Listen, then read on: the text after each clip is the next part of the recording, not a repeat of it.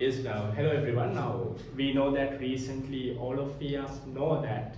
So, very pathetic situation, very pathetic incident that the Titan submarine has exploded, if not underwent some sort of catastrophic failure. So, what I want to explain in this video is so there are plenty of possible reasons behind that explosion. So, the one accepted assumption, if the reason is that submarine is not able to withstand the high pressure of seawater. Because of that high pressure produced by seawater on the submarine has undergone catastrophic failure if not explosion. So right now what I want to explain is how this high pressure is induced on the submarine with the knowledge that we learned in our A-level physics.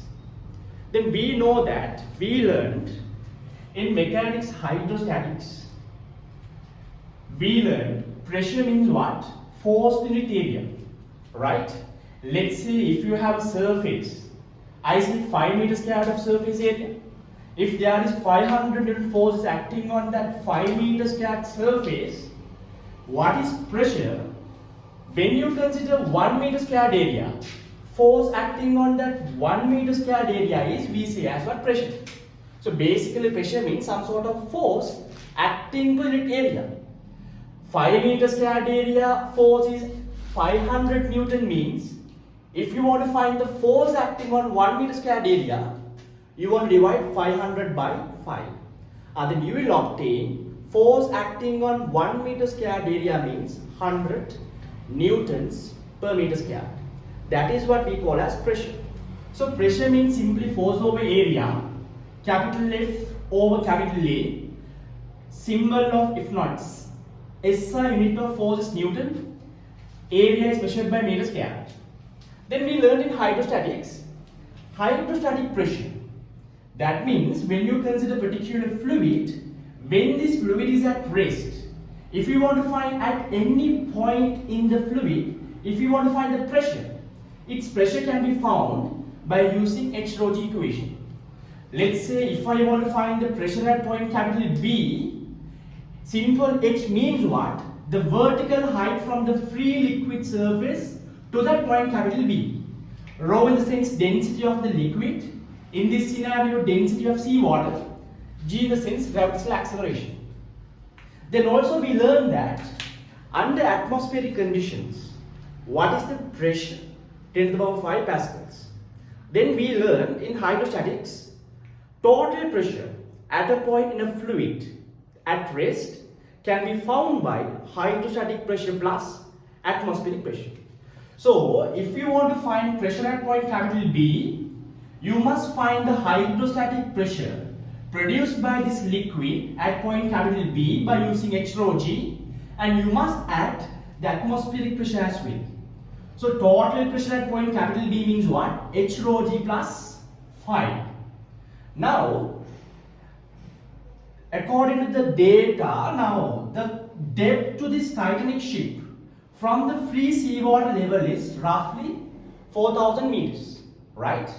So then, what happened to this Titan submarine is, let's assume, suppose if this Titan submarine has reached exactly this 400 meter depth, then if we want to find the pressure exactly 4,000 meter depth, that means at point capital A, you can find by using this equation.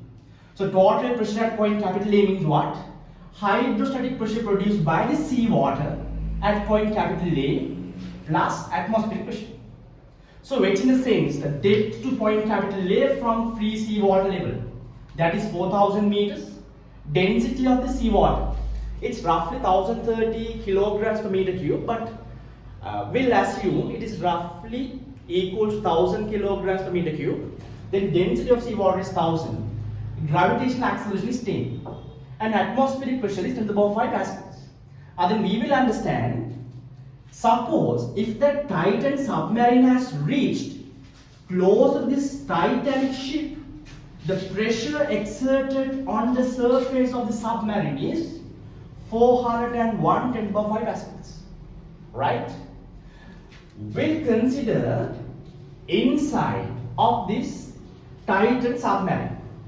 Now we know that we as humans, if people inside the submarine, so we must create pressure inside this hull equals to atmospheric pressure. So any submarine, pressure inside the submarine is 10 to the power 5 pascals. But right now we realize when this submarine reached exactly point capital A, pressure produced by the seawater on the submarine is 401 10 to the power 5 pascals. Right? If I consider 1 meter square area on the surface of the submarine, if I take 1 meter square area on the surface of the submarine, then we can understand this is my 1 meter square surface area of that submarine. Then we can understand this is the pressure produced by the seawater to the submarine. This red color arrow represents the pressure produced by 10 to the power 5 pascal inside pressure on that submarine surface. This is 10 to the power 5 pascals. This is 401 to the power 5 pascals. If you consider your area as 1 meter square, we know that pressure equals what? Force over area. If your area is 1 meter square, whatever the pressure exerted on that 1 meter square area exactly equals to the force. So when you consider 1 meter square area on the surface of the submarine, pressure exerted from inside is 10 to the power 5 Newton. Pressure exerted on the submarine by seawater is 401 to the power 5 Newton.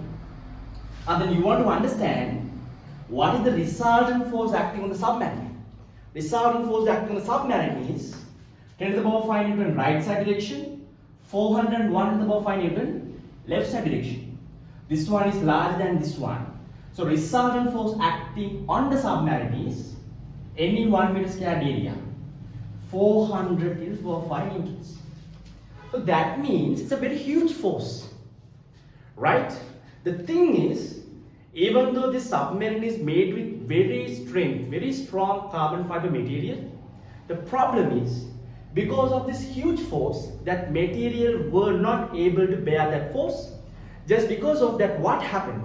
Because of very huge force acting on the submarine, like how now, if you take this tin, this 7-up tin, right? Now currently what happens? Pressure inside the tin also in the power 5 pascal. Pressure outside the tin also in the power 5 pascal. Why? Now this tin is placed on the environment, so therefore pressure produced by the surrounding towards the tin and pressure inside the tin both are same pressure, right? Suppose if I provide a larger pressure by squeezing the tin, what happens? You can understand. Suppose if the surrounding pressure is very huge, what happens? Because of that huge pressure acting on this tin compresses. Very similar manner. When you think the submarine, its surrounding pressure is very huge, therefore it produces very huge force on the submarine. Because of that, this submarine has compressed. If not exploded in this manner. So this is what I want to explain from this video. There is a big possibility now. If this type of scenario happens, it's very possible to ask in exams. So in this video I explained why that submarine has exploded. So I have plan of what? I have plan of do another video by explaining the function of a submarine, how the submarine moves forward and backward, how the submarine dive and rise up, and some forces exerted on the submarine. So I will discuss those things on next video. So thank you.